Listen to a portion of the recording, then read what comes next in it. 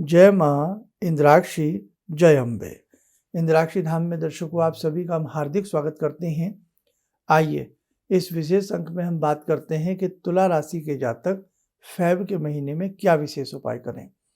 और जब भी हम ये उपाय करते हैं, उपायों के माध्यम से कहीं ना कहीं हमारे जीवन में बदलाव आता, सुख आता, समृद्धि आती है और शांति आती है। ग्रहों का असर, राशि का असर, राशि के ग्रह स्वामी का असर हमारे जीवन के ऊपर बहुत ज़्यादा पड़ता है। इस अंक में जो हम उपाय बता रहे हैं वो कौन कौन कर सकता है।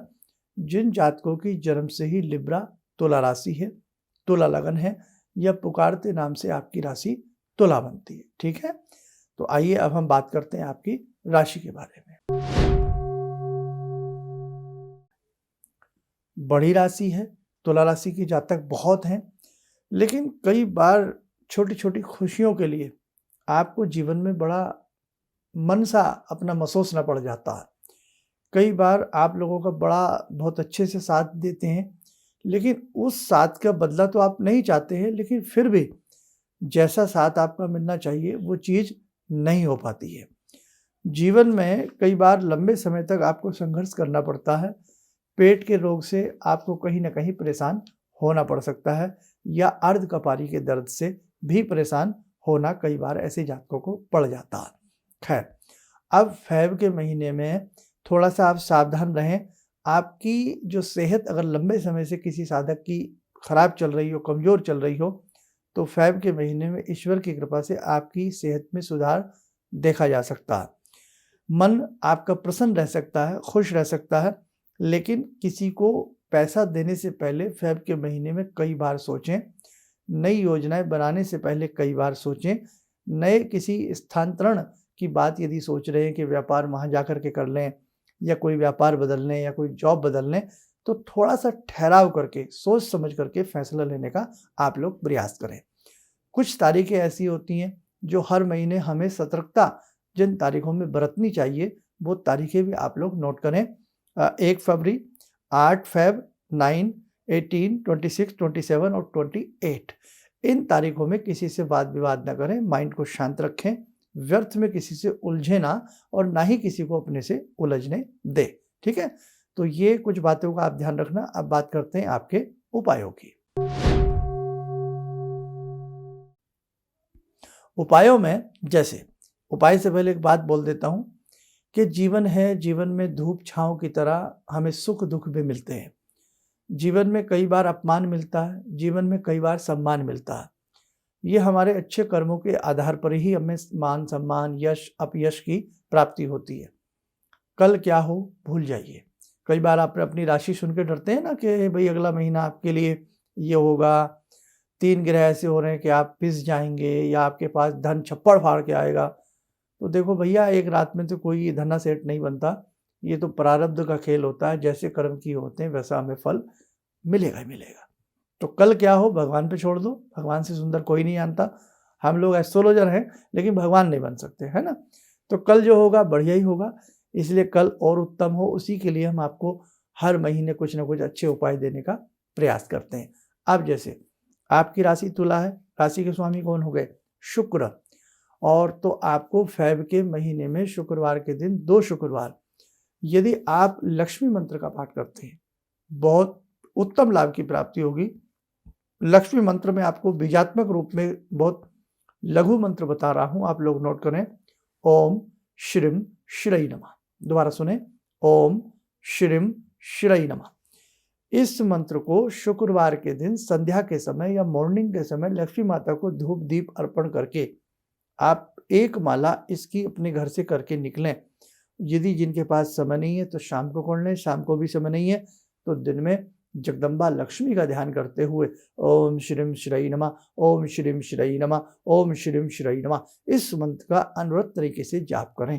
आपको एक बात बताएं, जो शब्दों का, अक्षरों का स्पंदन होता है, उसका हमारी बॉडी के ऊपर एक खासा असर आता है।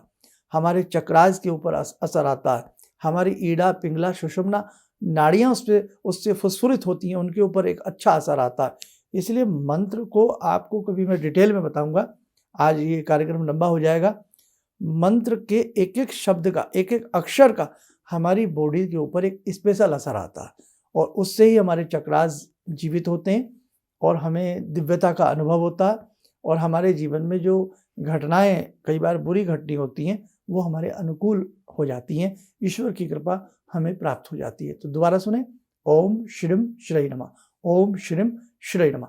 एजपा जप जिसमें कोई गिनती ना हो उसको एजपा जप कहते हैं और किसी भी समय एजपा जप किया जा सकता है। ठीक साहब, आगे बढ़ते हैं। शुक्रवार के दिन ही यदि पंचामृत बना करके, पंचामृत सबको बनाना आता है, दूध दही घी शक्कर जल दूध मिला करके शिव पिंडी के ऊपर पंचामृत चढ़ाने से भी आपकी राशि को बल मिलेगा, आपके गृह स्वामी को बल मिलेगा, उनको मिलेगा तो आपको भी बल मिलेगा। तो ऐसा 2 या 3 शुक्रवार फेब में जरूर करें। चावल उबाल लें, उबला हुआ चावल पक्षियों को शुक्रवार के दिन मनी मन ओम शुक्राय नमः, ओम शुक्राय नमः बोल करके डालने से भी बहुत अच्छा असर मिलेगा। संस्कृत यदि आपकी ठीक है, पढ़ लेते हैं तो कनक धारा स्तोत्र जिन जातकों की तुला राशि है उन्हें आजीवन पढ़ना चाहिए शुक्रवार के दिन।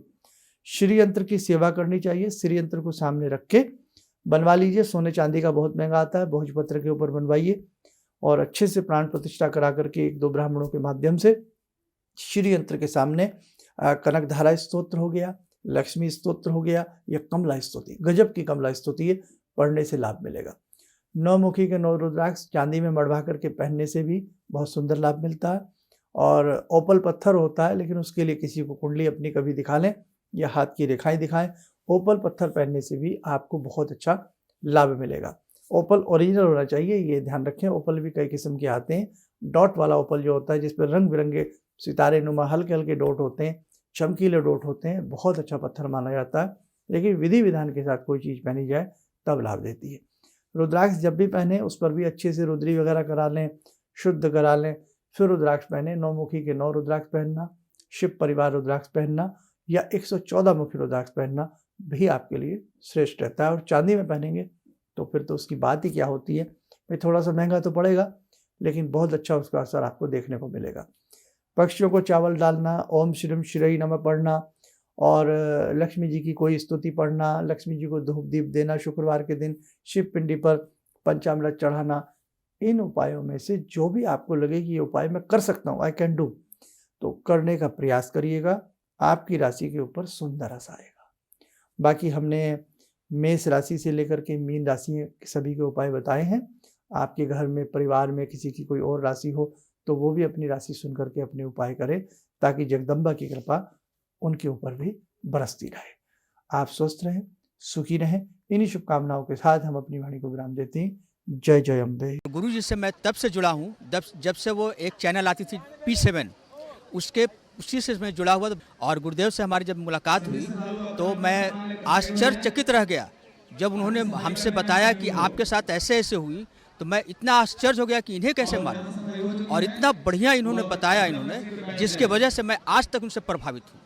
और इनका बताने का शैली वगैरह इतनी बढ़िया है जो हम अपने क्लास के टीचर से भी उतना बढ़िया नहीं समझ पाते थे। ये हमें बहुत पसंद आई। और दूसरी बात कि इनके साथ जितने भी मैं जुड़ा, जब से जुड़ा रहा, जो भी समस्या आई मैं बहुत ही अच्छा तरह से मेरे सॉल्व होते चले गए। और आज तक मैं उनके आशीर्वाद से मैं बहुत सुखी हूँ।